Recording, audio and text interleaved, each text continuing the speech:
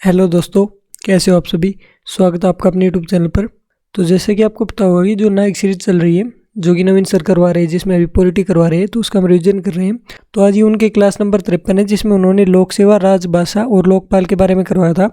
तो ये जो पीडीएफ देख पा रहे हो आप, ये आपको हमारे टेलीग्राम चैनल पर मिल जाएगी और टेलीग्राम चैनल का लिंक आपको डिस्क्रिप्शन में मिल जाएगा। वहाँ से आप पीडीएफ डाउनलोड कर सकते हैं, बिल्कुल फ्री में मिलेगी। तो चलिए शुरू करते हैं अपनी वीडियो को।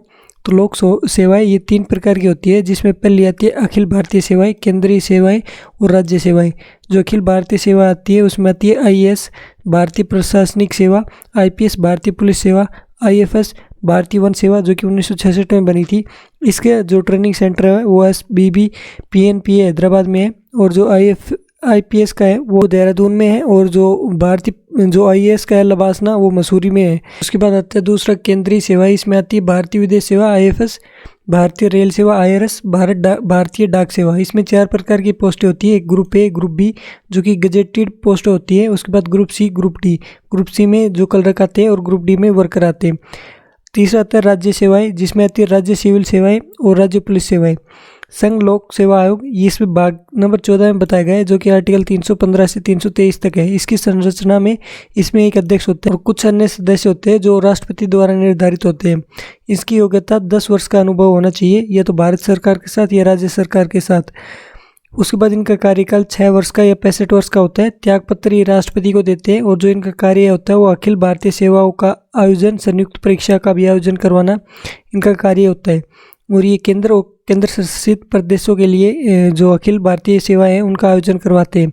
और संयुक्त परीक्षा का आयोजन करवाने यानी कि अगर कोई 2 स्टेट या फिर 2 से अधिक स्टेट एक साथ अपनी परीक्षा करवाना चाहे तो वो यूपीएससी करवा सकते हैं। इनकी जो रिपोर्ट होती है वो वार्षिक रूप से राष्ट्रपति को दी जाती है, जो कि संसद में भिजवाते हैं। और इनकी जो रिपोर्ट होती है वो सलाहकारी होती है, अगर न मानने पर उसका कारण बताना होता है। लोक सेवा आयोग इसका गठन 1 अक्टूबर 1926 को हुआ था। 1935 संघीय लोक सेवा आयोग नाम हुआ। 1950 से संघ लोक सेवा आयोग इसे कहा जाने लगा। आर्टिकल 315 इसमें यूपीएससी और एसपीएससी का गठन के बारे में बताया।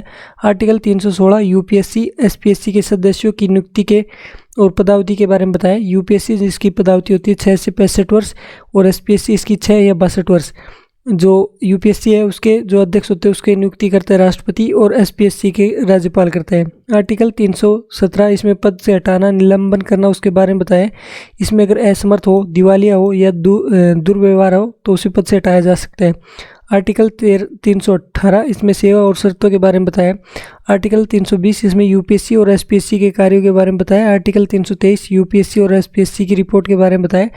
जो यूपीएससी वो अपनी रिपोर्ट राष्ट्रपति को देता है, जो कि संसद में पेश की जाती है, और एसपीएससी राज्यपाल को देता है, जो विधानसभा में पेश की जाती है।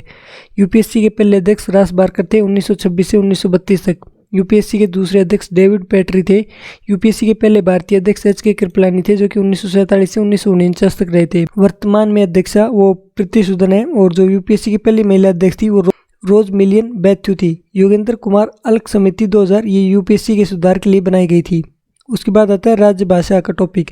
ये आपका भाग नंबर 17 में बताया गया है, जो कि आर्टिकल 343 से 351 तक आता है। आर्टिकल 341 भाग है, इसमें संघ की राजभाषा हिंदी और लिपि देवनागरी होगी ये बताया। और जो संघ की राजभाषा ये स्वीकार की थी 14 सितंबर 1949, और 14 सितंबर को हिंदी दिवस बनाया जाता है। आर्टिकल 343 राजभाषा आयोग, इसमें पहला राजभाषा आयोग ये 7 जून 1955 को बना था, और इसके अध्यक्ष थे बीजी खेर। जो रिपोर्ट दी थी उन्होंने वो 31 जुलाई 1956 को दी थी। संविधान लागू होने के 15 वर्षों तक हिंदी के साथ अंग्रेजी भाषा का प्रयोग होगा ये कहा गया था। आर्टिकल 345 राज्य की राज्य भाषा, नागालैंड की इंग्लिश, अरुणाचल प्रदेश इंग्लिश, गोवा की एक कोंकणी और इंग्लिश, त्रिपुरा की एक ओकबोरोक, सिक्किम की है लेप्चा। आर्टिकल 348 सुप्रीम कोर्ट और हाई कोर्ट की भाषा। जो सुप्रीम कोर्ट आदेश, निर्णय और सुनवाई ये सभी इंग्लिश में करता है, और जो हाई कोर्ट है वो अपना आदेश इंग्लिश में देता है, निर्णय इंग्लिश में देता है, और सुनवाई वो अन्य भाषा में भी कर सकता है। आर्टिकल 351 हिंदी भाषा के विकास के लिए निर्देश दिए गए हैं। उसके बाद आता है लोकपाल। सबसे पहले जो लोकपाल पद है वो स्वीडन में बना था, जो कि 1809 में ओम्सबुड्समैन नाम से शुरू किया गया था। भारत में प्रथम प्रशासनिक सुधार आयोग ने सिफारिश की थी। सबसे पहले लोकपाल शब्द भारत में प्रयोग हुआ, जो कि एल.एम. सिंधवी ने किया था। 1968 में पहला लोकपाल बिल आया। 2013 में लोकपाल और लोकायुक्त अधिनियम के माध्यम से केंद्र में लोकपाल और राज्य में लोकायुक्त का प्रावधान किया गया।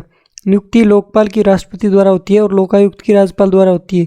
सबसे पहले लोकपाल पिनाकी चंद्र घोष थे जो कि 2019 में बने थे, और वर्तमान में लोकपाल अजय मानिकराव खानविलकर है। चुनने के लिए जो समिति है उसमें अध्यक्ष होते हैं पीएम, सुप्रीम कोर्ट के चीफ जस्टिस, लोकसभा के अध्यक्ष और एक विधिवक्ता। लोकसभा संस्था में एक अध्यक्ष प्लस में 8 अन्य सदस्य होते हैं, और इनमें से जो 50% होते हैं वो न्यायिक पृष्ठभूमि से होते हैं, और जो 50% यानी कि 4 जो सदस्य होते हैं वो SC/ST से होते हैं। जांच इनकी CBI के माध्यम से होती है। जो लोकायुक्त अधिनियम आया था सर्वप्रथम वो 1970 में आया था उड़ीसा में, और सर्वप्रथम लोकायुक्त जो बना था वो 1971 में महाराष्ट्र में बने थे। तो ये लेक्चर था जो कि मैंने आपको कंप्लीट रिवाइज करवा दिया है। वीडियो आपको कैसी लगी कमेंट बॉक्स में जरूर बताइए, और ये PDF आपको हमारे टेलीग्राम चैनल पर मिल जाएगी, और टेलीग्राम चैनल का लिंक आपको डिस्क्रिप्शन में मिल जाएगा। तो इस वीडियो में इतना ही, मिलते हैं आपसे अगली वीडियो में, तब तक के लिए धन्यवाद।